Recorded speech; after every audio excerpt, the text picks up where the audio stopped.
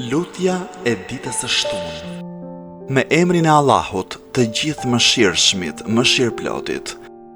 Kjo është fjala e të ruajturve prej mëkatit dhe e të kujdesshmëve. Kërkoj mbrojtje me Allahun prej shtypjes së tiranëve, prej mashtrimit të smirëzinjve e prej poshtërsisë së mizorëve. Vetëm Allahun falënderoj e lavdëroj me të gjitha falënderimet e lavdërimet e falëndëruesve e të lavdëruesve. O Zoti im, ti je një e i vetëm, pa shoke pa ortak. Ti je sunduesi absolut. Sundimin ty nuk ta ka dhënë askush, nuk kundërshtohesh në gjykimin tënd, nuk sfidohesh në sundimin tënd. Ty të lutem të madhështosh e të dhurosh paqe e shpëtim për Muhammedin, robin tënd e të dërguarin tënd. Vetëm ty të lutem, bëj që unë të arri kënaqësinë tënde më të lartë, me falënderimet për mirësitë tua, më ndihmo që t'jem në bindje ndaj teje dhe në angazhim të përpikt në adhurimin tënd.